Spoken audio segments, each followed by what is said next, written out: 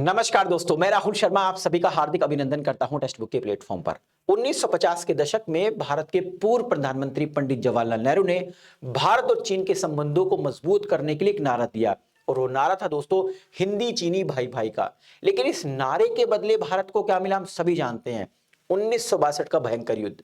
इस युद्ध में लगभग भारत का 38,000 वर्ग किलोमीटर का क्षेत्रफल चीन ने अपने कब्जे में ले लिया, जिसे आज दुनिया शायद चीन के नाम से जानती है दोस्तों।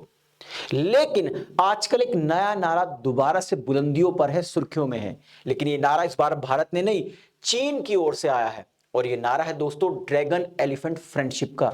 यहां पर ड्रैगन चीन को कहा गया है, एलिफेंट भारत को कहा गया है। स्पष्ट तौर से चीन की ओर से कहा गया है कि अगर हम दोनों देश एक हो जाएं तो पूरी दुनिया हमारे अंडर में होगी।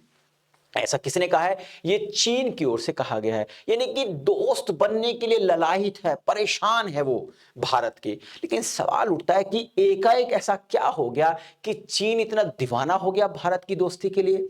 उसके पीछे का कारण है अमेरिका के नवनिर्वाचित राष्ट्रपति ट्रंप साहब। ट्रंप ने एक टैरिफ कार्ड खेला है। उस टैरिफ कार्ड में दुनिया के ज्यादातर देश शामिल हैं जो अपने एक्सपोर्ट को बढ़ाना चाहते हैं, उसमें भारत भी आता है। लेकिन इसका बहुत बड़ा इंपैक्ट पड़ रहा है दोस्तों चीन पर, क्योंकि चीन दुनिया के बहुत बड़ा एक्सपोर्ट कंट्री है। अगर दोस्तों ये टैरिफ कार्ड अमेरिका के राष्ट्रपति ने पूर्ण रूप से खेल दिया तो आने वाले समय में चीन की अर्थव्यवस्था को जबरदस्त झटका लगेगा। चीन की जीडीपी में लगभग 2% की गिरावट देखने को मिल सकती है। तो अपनी अर्थव्यवस्था को स्टेबल रखने के लिए वो भारत से दोस्ती करना चाहता है। अब दोस्तों दोस्ती एक तरफा से थोड़ी होती है, वो दोनों साइड से होती है। आपने जो हमारा 38,000 वर्ग किलोमीटर के क्षेत्रफल पर कब्जा किया हुआ है, जिसे आप अपना क्षेत्र बताते हैं, तो कहते हैं एक हाथ दे भैया और दूसरी हाथ ले। अगर आप अपनी जीडीपी को सुधारना चाहते हैं, भारत के साथ अच्छे संबंध चाहते हैं, तो हमारे क्षेत्रफल को वापस कर दीजिए, क्योंकि अब सही समय आ गया है उस क्षेत्रफल को वापस लेने के लिए। आज इसी से संबंधित न्यूज पर चर्चा करेंगे, जिसको अलग अलग न्यूज़पेपर ने प्रकाशित किया है दोस्तों।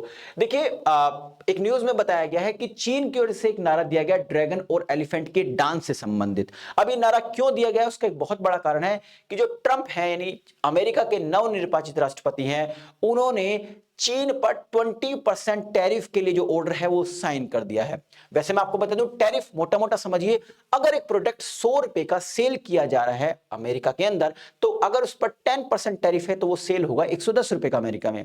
अब वो 10% से अगर बढ़ाकर 20% कर दिया जाए तो 100 का प्रोडक्ट अब अमेरिका में 110 का सेल नहीं होगा, 120 का सेल होगा, यानी कि प्रोडक्ट का प्राइस बढ़ जाएगा। अब अगर प्रोडक्ट का प्राइस बढ़ जाएगा तो अमेरिकन क्यों चीन का प्रोडक्ट लेंगे? वो दूसरा अपने डोमेस्टिक प्रोडक्ट क्यों ना खरीदेंगे? तो यानी कि चीन के प्रोडक्ट की डिमांड्स कम हो जाएगी, उनका एक्सपोर्ट गिरेगा, उनकी जीडीपी गिरेगी। इसलिए चीन काफी परेशान है। उसने कहा है कि भाई अब भारत से दोस्ती कर लो, क्योंकि भारत की जनसंख्या बहुत ज्यादा है। अगर हम भारत में अपना एक्सपोर्ट बढ़ा देंगे तो जो हमें अमेरिका परेशान कर रहा है उससे हम बच सकते हैं। इसीलिए आजकल ये नारा दिया गया है ड्रैगन एलिफेंट फ्रेंडशिप का। थोड़ा सा मैं आपको बता देता हूं, जो अमेरिका के नवनिर्वाचित राष्ट्रपति है जिन्होंने ये 20% टैरिफ का जो साइन कर दिया, 20% चाइनीज जो प्रोडक्ट है उन पे टैरिफ लगेगा, इसके बारे में बता देता हूं दोस्तों। देखिए अमेरिका के राष्ट्रपति ने अभी शुरुआत की है, 10% से टैरिफ बढ़ा दिया 20% पर चाइनीज प्रोडक्ट में।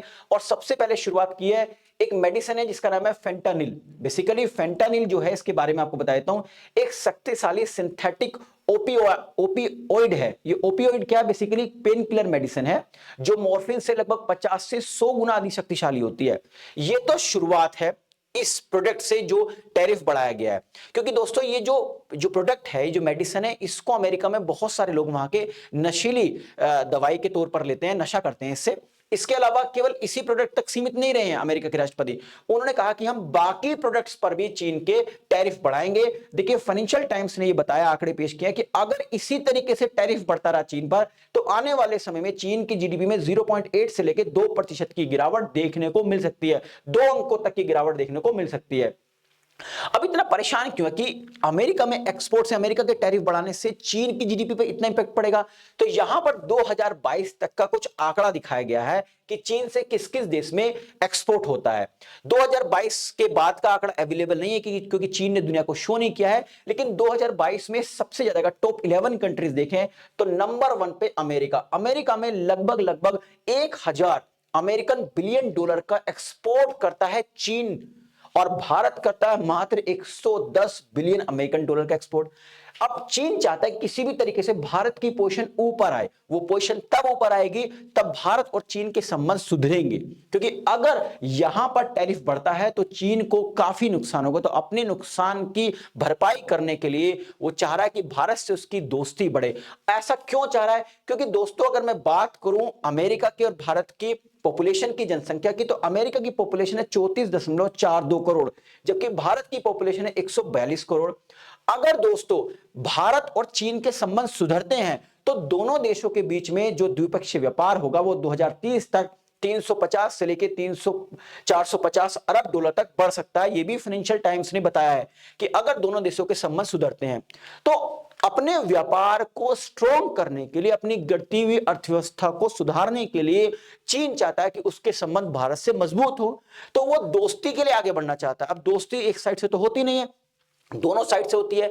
अब जैसे मैंने आपको बताया था कि 1962 के युद्ध में भारत का लगभग 38,000 वर्ग किलोमीटर का क्षेत्रफल चीन ने अपने कब्जे में ले लिया, जिसको हम अक्साई चीन कहते हैं। मैं आपको थोड़ा अक्साई चीन, यहां पर आप देख रहे होंगे रेड कलर का पार्ट है, ठीक है। पीओके का कुछ हिस्सा वो भी पाकिस्तान ने चीन को दे दिया है। तो ये रेड कलर का पार्ट है कि भारत का अभिन्न अंग है, ये भारत का अंग था, है और रहेगा, लेकिन अभी कब्जे में है चीन के। तो थोड़ा इस अक्साई चीन के बारे में बता देता हूं, इसकी स्थिति के बारे में बता देता हूं। देखिए, वैसे लद्दाख का, ये जो लद्दाख हमारा केंद्र शासित प्रदेश है उसका भाग है, लेकिन चीन इसको सिंजियांग प्रांत का भाग बताता है। इसके जो क्षेत्रफल है लगभग 37,244 वर्ग किलोमीटर है, ठीक है। भारत इसे अपने जम्मू कश्मीर और लद्दाख का हिस्सा मानता है, जबकि इस पर 1962 के युद्ध के बाद दोस्तों चीन का नियंत्रण है। तो अगर अपनी गिरती हुई अर्थव्यवस्था को बचाना चाहता है चीन, तो क्या भारत के पास यह सही समय नहीं है दोस्तों कि उससे टेबल पे बैठ के बात की जाए कि भाई ये हिस्सा हमारा वापस करे? आप इस वीडियो के कमेंट बॉक्स में मुझे जरूर बताइएगा कि क्या अब वो सही समय नहीं आ गया है कि भारत कहे कि अक्साई चीन वापस करो। इस वीडियो के माध्यम से जो इंफॉर्मेशन मैं आप तक पहुंचाना चाहता दोस्तों, आई थिंक वो पहुंच गई होगी। जाने से पहले आपको कुछ इंफॉर्मेशन और देता हूं रिगार्डिंग द ऑफिसर्स बैच। देखिए, अगर आप यूपीएससी 2026 की प्रिपरेशन कर रहे हैं और आपका माध्यम हिंदी है, तो निर्णय आयोग आपके लिए लेके आया GS foundation course UPSC civil सेवा 2026 हिंदी माध्यम के विद्यार्थियों के लिए। इस वीडियो के डिस्क्रिप्शन में एक लिंक दी गई, उस लिंक पर क्लिक कीजिए, सिंपल से स्टेप्स को फॉलो करते हुए आगे बढ़िए। वहां पर आपको एक कूपन कोड का ऑप्शन दिखाई देगा। उस कूपन कोड में आप अगर आर लाइव लिखते हैं तो आपको इस सब्सक्रिप्शन की फीस में भारी भरकम डिस्काउंट मिल जाएगा, और आप अपने जो सपने हैं ना यूपीएससी को क्लियर करने के लिए हमारे माध्यम से, हमारे प्लेटफॉर्म के माध्यम से बड़े आराम से उसको अचीव कर सकते हैं, प्राप्त कर सकते हैं। तो यहां पर आप मेरा कूपन कोड आर लाइव का इस्तेमाल कर सकते हैं। वीडियो के डिस्क्रिप्शन में क्लिक कीजिए, सिंपल से स्टेप्स को फॉलो कीजिए। वीडियो पसंद आई तो लाइक और शेयर करना ना भूलें, ताकि मुझे एक मोटिवेशन मिल सके इस तरीके कंटेंट बनाने के लिए। अगर आपने अभी तक हमारे चैनल को सब्सक्राइब नहीं किया तो चैनल को सब्सक्राइब करना ना भूलें, और हाँ, बेल आइकन जरूर प्रेस करें ताकि जो भी मेरी लेटेस्ट वीडियो आए उसका नोटिफिकेशन आप तक पहुंचता रहे। वीडियो की अगर आप पीडीएफ चाहते हैं तो इस क्यूआर कोड को स्कैन कीजिए, आप मेरे टेलीग्राम चैनल से जुड़ सकते हैं और वहां पर ये इस वीडियो की पीडीएफ अवेलेबल है। आप सभी का बहुत बहुत शुक्रिया। नमस्कार, जय हिंद दोस्तों।